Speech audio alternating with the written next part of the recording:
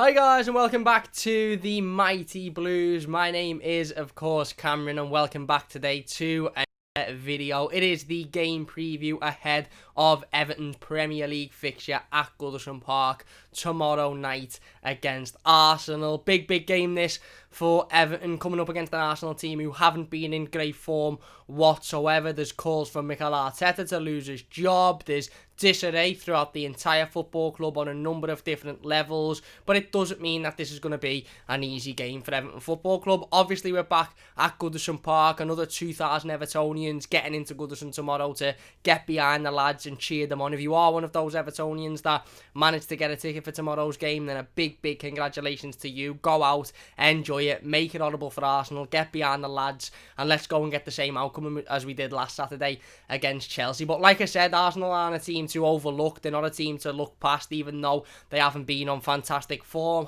Historically, of course, they are a massive club, and it's a difficult fixture. Look, again, I was watching Arsenal's game against Southampton, and I was keeping up to date with the score from Arsenal's game against Southampton midweek, and I was actually quite happy that Pierre-Emerick Aubameyang had scored in that game, and Arsenal had got something out of it, because you don't really want to be facing teams that have got a striker who's had a goal drought for 4 or 5 or 6 weeks, and they haven't picked up points anyway. Because usually with Everton, we're the team that that striker ends their goal drought in, and they go on and score a couple of goals, and they end up getting the 3 points. It happens constantly. Look at the Manchester United game. Ole Gunnar Solskjaer was on the brink of losing his job. They turn up and they beat us. So in a way, Arsenal's result against Southampton and the fact that it was more of a positive performance may help Everton in the way that we're not the next team that's expected to go out and beat them. But I do expect Everton to win tomorrow. I do expect Everton to win. Look, this is an Arsenal team that is sitting 15th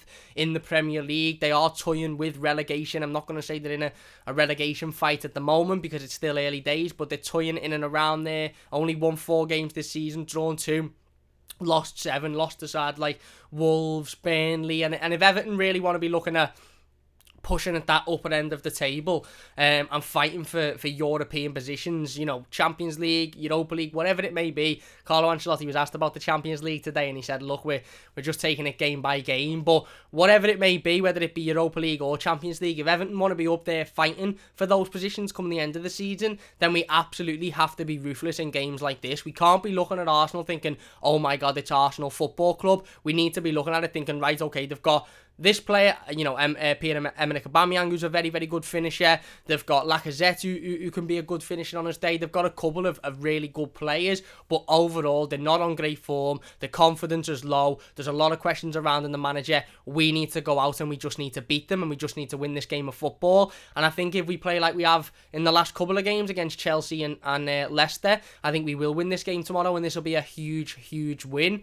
But like I said, it's important that we don't just go out there thinking, oh yeah, these are awful, these are not awful form, we'll steamroll them, because that's not how football works. They will be motivated to come out and get a result. Mikel Arteta will be motivated to, get Arsenal to put in a performance, because ultimately he knows there's a lot of pressure piled on him at the moment, but we have to be motivated enough to go out and go, nah, we're better than you at the moment, we're in better form, we're playing better football, we've got a better style of play, and ultimately Carlo Ancelotti has to go out and out-tactic Mikel Arteta, and I believe that he can do that in every way.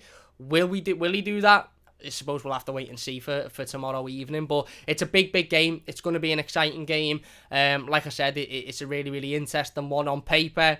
Arsenal are probably looking at us thinking, don't really want to, face them. They're coming back into form. They've won 2 big games on the bounce, 2 clean sheets against 2 of the best attacking teams in the country at the moment. But, from an Everton fan's point of view, knowing what we've seen as Evertonians, I'll never look at somebody like an Arsenal and think, oh yeah, we'll absolutely batter these today. We should be winning this game of football, and for me, that's the expectation. The expectation is that Everton go out and win tomorrow, because we're on better form than Arsenal, and I actually think we play better football, and we're just a better team than Arsenal. So the expectation for me is that we go out and win, but we can't look past the quality that Arsenal have got, because they have got that, whether they're on form or not. They've got players that can score goals, and they've got players that have got the ability to win football matches. But we have been in exceptional form over the last couple of games us. So defensively, we've been absolutely brilliant. That back line of Ben Godfrey, Mason Holgate, Yerry Mina and Michael Keane have been very, very solid throughout the last couple of games. And that's why I wouldn't change it. And we'll go through our predicted starting 11 a little bit later on in the live stream, of course. But personally, for me, I'm very much a fan of if it's not broke, don't fix it. And I think certainly with that back line, I'd be keeping it as it is. But Carlo Ancelotti had his pre-game press conference ahead of tomorrow's game. He spoke about the injury list at Everton Football Club. He said that Seamus Coleman is back and fit and available to play in tomorrow's game. He was then asked a question about whether or not Seamus Coleman would come back in, or Mason Holgate would keep his place. And he said, look, Seamus is a fantastic player to have fit. He's the captain of the football club. He's a leader. He's a brilliant footballer. As for if he'll start tomorrow or if it'll be Seamus, I'll have to make or if it'll be Mason Holgate, I'll have to make that decision tomorrow when I'm looking at the team news. He was then asked, of course, about James Rodriguez. He confirmed that James Rodriguez is still out and unavailable for this game. He is still resting up. Basically, Carlo said that he wants to give him a little bit more rest just to get over the injury. He was then asked a little bit later on about what's going on with James. Why were we told a couple of weeks ago that it was only a small injury, but now a couple of weeks later, or 3 or 4 games later, he's still out? And Carlo Ancelotti basically smiled and said, look, we're playing a game every 3 days here, so okay, it is 3 or 4 games since he's last played, but those 3 or 4 games have been played within a week of each other, so really he's only missed a week of football, which in any other normal month, that's not the Christmas month of December, it would only be 1 game. So it's a small injury, there's no serious issue, and he is slowly getting himself back to fitness. Carlo obviously also confirmed that Fabian Delph and Alan will be unavailable for this game. But the big news is Seamus Coleman is back. Seamus Coleman returns back to fitness, and I suppose the big question is now, does he get back into the team? And this is a really good headache for Carlo Ancelotti to have, and it's a really good headache for us to have talking about it, because 3 or 4 weeks ago, we were absolutely fingers crossed every time Carlo Ancelotti had a press conference that Seamus Coleman was going to be fit. We desperately needed him back in this Everton team. And I'm not saying we don't need him now and he shouldn't play or he shouldn't start or whatever, but we were so desperate to have Seamus Coleman back in this Everton team 3 or 4 weeks ago that this news that we've had today would have been like, yes, get him, brilliant, happy days. And I've seen some people say, brilliant, happy days, get him in there. He's the captain of the football club. He's the only natural right back we've got. He should be starting. But for me, it's a little bit of a conundrum for Carlo Ancelotti. It really is. My personal opinion, and I'm not Carlo and I haven't won Champions Leagues and I'm not a manager and I don't watch these players every day, but my personal opinion is I would not be messing with that back four. Now I understand obviously Robin Olsen come in for the win against Leicester and done very well, and Jordan Pickford played in the game against Chelsea and done well prior to that. So goalkeeper situation, yes, I would probably expect Jordan Pickford to start again tomorrow, but the back line I wouldn't be messing with. And I know how important Seamus Coleman is, and I know that he's a leader and he's the captain of the football club, and you know, like I said, I know we were crying out for him 2 or 3 weeks ago, but situations have changed. Everton have played 2 games playing a straight back line. Let's not forget that when we were playing poorly, by the way, in those games against Leeds and Burnley and Southampton or whatever, we were playing either a back 5 or the back 4 was being constantly changed. So when we were playing a back 5, the likes of Ben Godfrey, Michael Keane, Yerry Mina, they didn't quite really understand it. We went to a back 4, obviously, in the second half of the game against Burnley, when Fabian Delph went off after the first 20 minutes, and we looked much better. We then continued with the back 4 in the game against Chelsea, absolutely brilliant defensively, barely let anything through us. Okay, they had a couple of chances, but we were so solid defensively, kept a brilliant shape, so organised, everybody knew what they had to do, and then we kept that we kept that going on in the game against Leicester. Again, very organised, everybody knew what they had to do, strong defensive back line, and I just don't see the point in changing that unless you're forced to change that. Now, I know Carlo Ancelotti's going to have to make a change in midfield, of course, because Alan is unavailable due to the injury that he picked up against Leicester, and I understand that he might make some changes up top as well, in terms of, you might see a Bernard come in, for example, just for squad fitness, because again, obviously we play Arsenal tomorrow, we play Manchester United in a few days in the Carabao Cup quarter-final, we then play on Boxing Day, we've got a lot of fixtures coming up, so what I would say is don't be surprised if Carlo Ancelotti makes changes to this starting 11 tomorrow, be it Bernard comes in for a Wobie, or you might see Sigurdsson drop out and Davis and Gomez come in. I wouldn't be totally surprised if he made changes, but for me, the back line absolutely has to stay the same, because ultimately, if Carlo Ancelotti changes the back line tomorrow, and whether it be brings Seamus Coleman back in at right back and puts Mason Holgate in the midfield, or takes Ben Godfrey out at left back, puts him at centre back, and maybe puts Seamus on the left or something. Carlo Ancelotti makes any change to that back line, even if it is Mason Holgate coming out at right back and going into central midfield. If we lose this game tomorrow, he's going to have opened himself up to people going, why did you change the back line?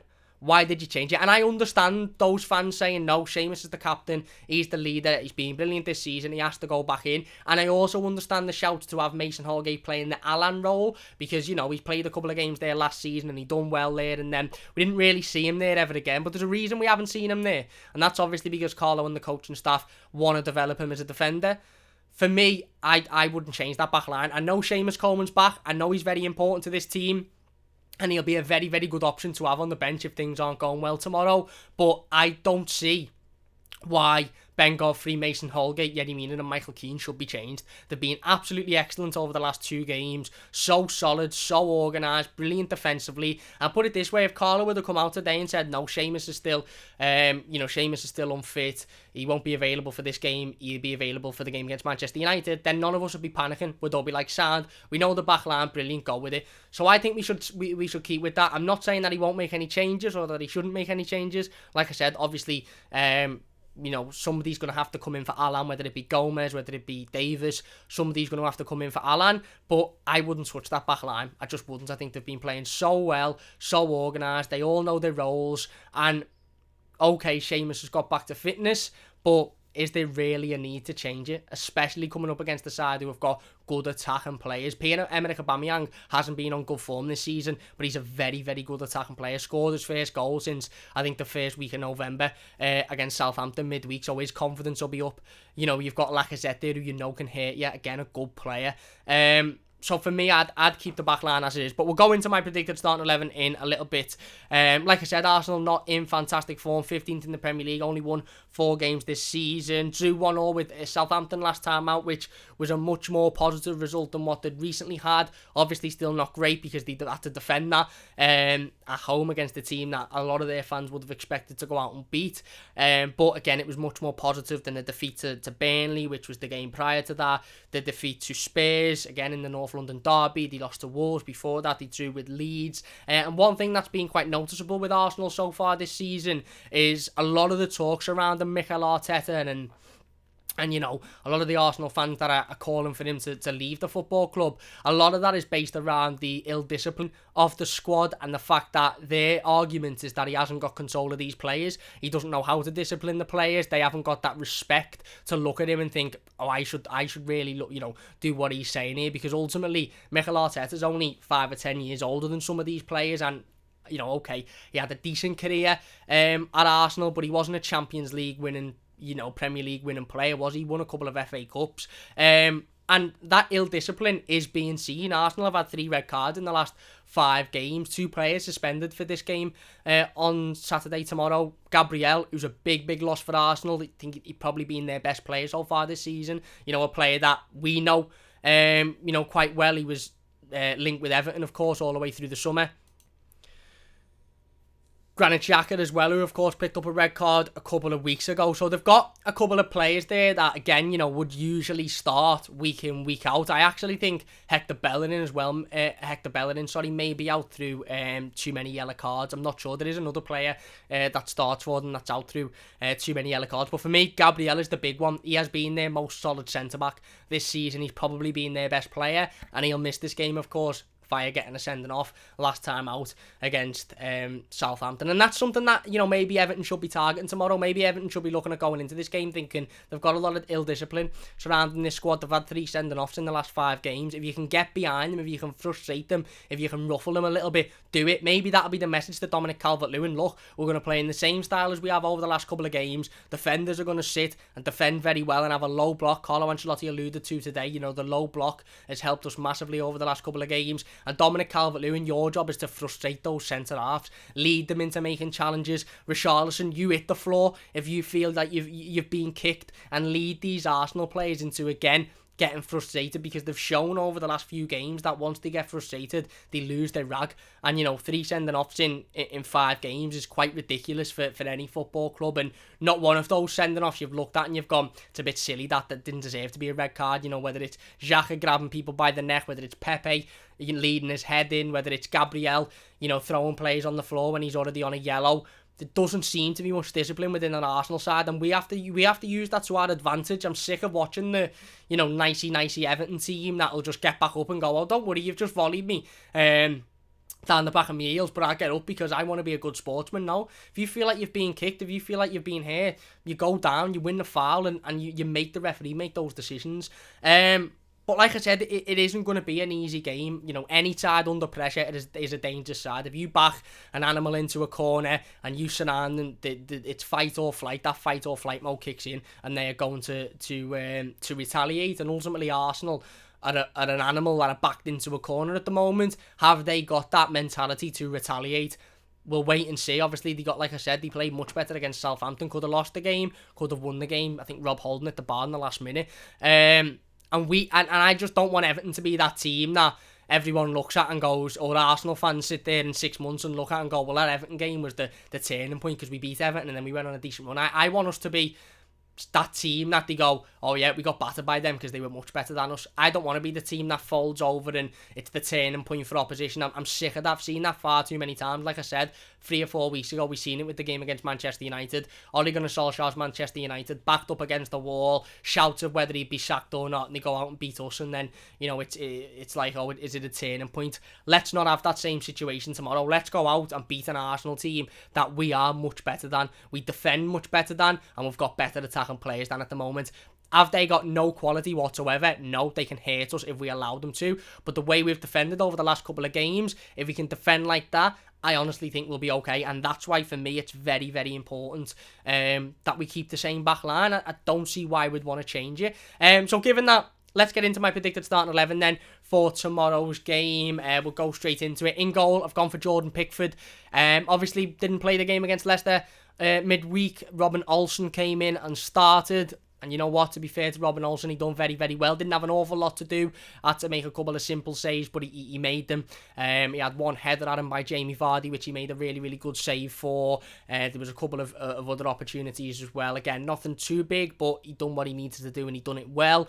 But again, I just think that a little bit like the game against Newcastle when Olsen come in and started, I just think that Jordan had been rested really for the midweek game with the idea of him starting again on Saturday against Arsenal. And look, Jordan's been in decent form himself, had a couple of big games, made a couple of massive saves as well, certainly in the game against Chelsea and the game against Burnley as well. Even though we didn't win that game, he was probably one of our most standout players. So I'm going for Jordan Pickford back in goal. I know some people mightn't like that. It's a predicted starting 11. I just think Carlo will put him back in there. Would I have any problem with Robin Olsen starting? Absolutely not. In fact, I think Robin Olsen's a really, really sound, solid goalkeeper, and he actually gives me a lot of confidence. Jordan Pickford recently has given me a lot of confidence, but he's still got a little way to go before I completely trust him and I can completely look at Jordan Pickford and go, yes, I'm confident with you in goal. Whereas Robin Olsen, big, tall goalkeeper, knows how to do the simplistic stuff, really makes any mistakes.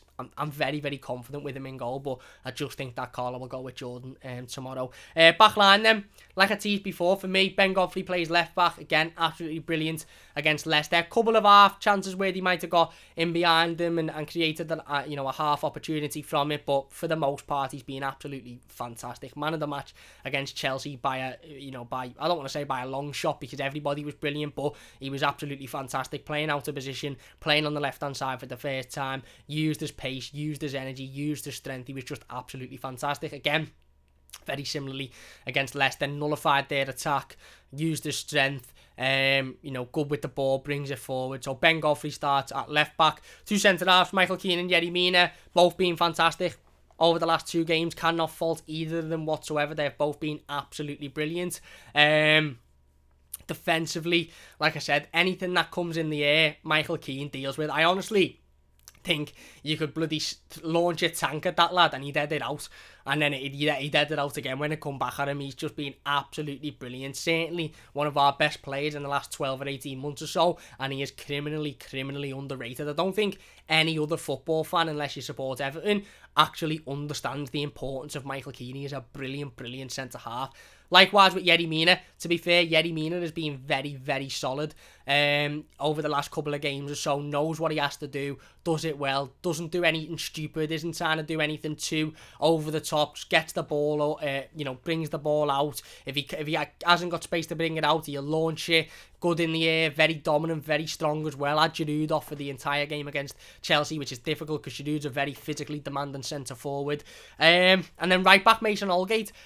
I understand that Carlo Ancelotti may want to put Seamus Coleman back in there because he's the captain of the football club, he's the right back, he's the leader, he's got all this experience, this, that, the other. I get it. I do get it, and I wouldn't be surprised, to be honest. This is half a predicted starting 11 and half a preferred starting 11, to be perfectly honest with you, because I would not be surprised if Seamus Coleman starts this game tomorrow. But the way I look at it is, if it's not broken, there's no need to fix it. You don't fix what's not broken. And that back line has been absolutely fantastic. You cannot sit there as an Evertonian and tell me that over the last 2 games, Ben Godfrey, Yerry Mina, Michael Keane and Mason Holgate, individually in those 2 games, every single one of them has been an 8, 9, 10 in every game. An 8 minimum. They've been absolutely fantastic. So solid. The fullbacks, again, have had that sort of defensive style of mentality. Now, that won't work in every game of football. It won't, because sometimes you need to be a little bit more attacking. Sometimes you need to go for the throat. It'll work against the sides that are good in attack.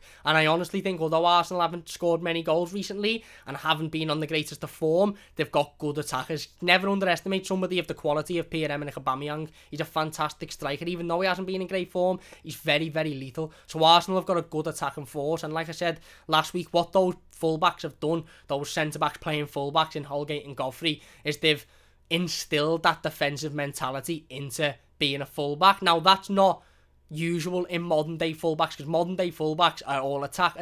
Look at look at Dean, brilliant in attack, absolutely fantastic, decent defender, but does most of his work going forward, assists, creating chances, getting the ball in the box, and we missed that because he is so vital to our attack in doing that, and that's why we obviously haven't been scoring as many goals whilst he hasn't been in the team.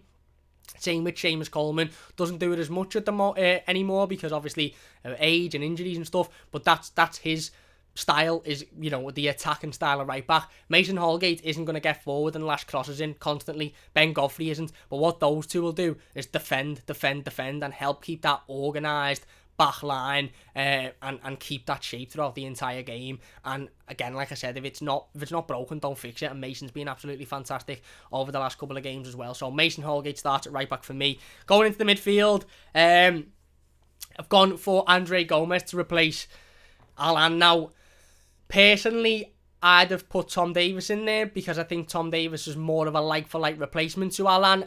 I wasn't massively impressed with Andre Gomez the other night against Leicester, even being perfectly honest. When he had to come in, when he had to do that Alan role, I wasn't massively impressed with him.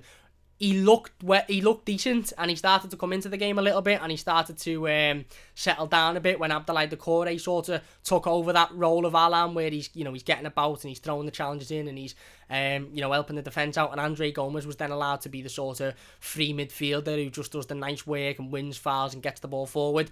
Andre Gomez did massively improve on that point, but for me, it's absolutely vital that if Andre Gomez starts this game tomorrow, Abdoulaye Doucouré adopts the Alan role, and Andre Gomez sort of adopts the Doucouré role of getting forward and being the nice midfielder on the ball and being that link between Doucouré, the defence, and Gylfi Sigurdsson being that middle player there. Or, I'm going to assume Gylfi Sigurdsson starts, but being that link. Andre Gomez can't start this game in the Alan role with Doucouré in his usual role. If Andre Gomez starts, Doucouré has to play that Alan role. If Tom Davies starts, then you might get away with Tom playing the Alan role because he's a little bit like a pit bull. He gets involved, he makes the challenges, he'll defend, he'll dig himself deep, and then you can have Doucouré playing his usual role. But I think Carlo Ancelotti's more likely to go with Andre Gomez, Doucouré, like I said, doing that dog work that you usually get from Alan, and then Gylfi Sigurdsson, again, who had a decent game against Leicester. Didn't do an awful lot, but worked hard, got himself involved, threw challenges in, and let everybody know he was there and done a decent job. So that's my midfield three. Like I said, if Andre Gomes is in there for me, he absolutely has to swap roles with Doucouré, and Doucouré has to adopt the role of Alan. And to be fair, Carlo Ancelotti spoke about Abdoulaye Doucouré today, and he was asked about his positioning, and he said Abdoulaye Doucouré can play anywhere. He said he's one of the best French midfielders in the world, and he will soon get a national cap for France because he can play number 10, he can play box to box, he can play defensive. He's just a fantastic all-round midfielder. And to be fair, we saw that from Abdoulaye Doucouré against Leicester. We saw that he could fit into that Alan type of role. You know what I mean? I'm quoting Alan role. You might be sitting there thinking, what's the Alan role, Cam? But you know that sort of Alan is that pitbull in the middle who just breaks up the play and throws the challenges in and acts like that man in front of the line of defence who just sits in that sort of triangle. And when the defence clear the ball, he wins it back. He's there winning the second ball. And if Abdoulaye Doucouré can fit into that role, then I think Carlo will go with Andre Gomes. So I've gone for a midfield three of Gomes, Doucouré and Sigurdsson. And then a front three of Richarlison, Dominic Calvert-Lewin and Iwobi. Now this is where I'm sort of humming and hawing, and I'm a little bit,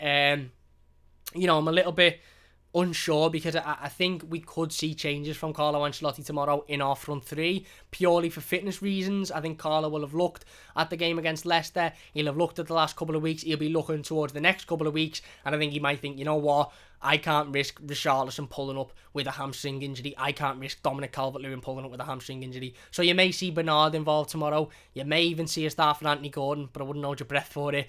You may even see Cenk Tosun. I'm not saying he'll start, but you may even see him getting involved. Obviously, the Premier League announced earlier on this week that you can now have 9 substitutes as available as well. You can still only use 3, but you can have 9 available. So we may see a much bigger Everton bench. Players like Ellis Sims might be involved in that. But I wouldn't be surprised to see changes in midfield and in attack just because of that squad rotation. But again, I think defensively you just have to keep it the same because it's been so solid. So yeah, that is my predicted starting 11. Again, Richarlison, Dominic Calvert-Lewin and Iwobi. I've predicted them because of how well they've been playing, and it works. But again, if Carlo changes it around, I wouldn't be massively surprised for squad rotation. But Richarlison, again, big goal midweek against Leicester. Hopefully that'll do him a world of confidence, and hopefully he can crack on now and go and get another couple tomorrow. Dominic Calvert-Lewin being on brilliant form. I think Dominic Calvert-Lewin could be the key tomorrow, not only in terms of creativity and scoring goals, but also, like I mentioned earlier, being that nuisance. Whoever starts at centre-back for Arsenal, whether it be David Luiz, who again fall out with Mikel Arteta, so maybe not, whether it be Rob Holding, whoever it is, Dominic Calvert-Lewin needs to be on them and he needs to be pressing them. Because if David Luiz starts this game tomorrow, he's susceptible for a red card. So stick Dominic Calvert-Lewin on him, give him a horrible afternoon and lead him into making challenges.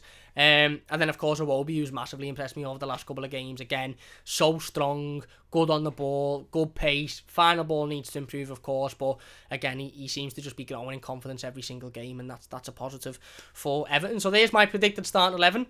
Let me know your thoughts on it in the comment section down below. What is your predicted starting 11? Who would you go with? But like I said, big game this tomorrow. Arsenal aren't a side to be underestimated, but they're not a side to be scared of as well. I'm not afraid of this Arsenal team. They're sitting 15th. The whole club's in disarray regarding the manager. There's ill discipline everywhere. Players are getting sent off left, right and centre. They're struggling to score goals. But I'm also not stupid, and I'm not going to sit here and say, oh yeah, this Arsenal team can't score from anywhere, because it has been quite tight margins. To be fair, I've watched a couple of the Arsenal highlights over the last couple of weeks, and Lacazette's had chances where on another day he might score and it might be a different result, and then that builds the confidence. So you can't sit here and say, this is going to be a walk in the park. Do I expect Everton to win? Yes, because I think if we can keep the same defensive back line and we can keep as solid as we have been doing, then we should be perfect, because we stopped 2 of the best attacks in the league. So an Arsenal attack who's already void of confidence and not scoring many goals, we shouldn't have an issue with stopping. But again, we have to play as well as we've been playing over the last couple of games. And again, Lacazette might finish one of those chances that he's missed over the last couple of games, and that might give them a whole lift in confidence. So we can't underestimate them whatsoever, but I expect Everton to go out and do the business tomorrow. I'm not fearful of this Arsenal team. I'm not fearful of Mikel Arteta's tactics. But like I said, I'm not stupid, and I'm not going to sit here and say, oh, there's no chance that they can get anything out of it. They're backed into a corner, and Mikel Arteta will desperately need Arsenal to come out and get a result. But like I said, I'm sick of Everton being this team that everyone goes, oh, that was the turning point in our season. When we beat Everton, that was the turning point. I want to be sitting here watching AFTV tomorrow and them going, yeah, we got battered today by a team that are just much better than us. That's ideally what I want to be doing. I don't want to be sitting there thinking, oh, we've beaten a good Everton team there, that's a turning point. No, go out there and do the business, because these aren't anything to be afraid of. These aren't anything to be scared of. They're nowhere near as good as Leicester, and they're nowhere near as good as Chelsea. But again, we have to approach this game in the same way as we approached the last two, in that these could hurt us here, so we need to be strong and we need to be tight defensively, and we need to take our chances going forward. But anyway, there you go.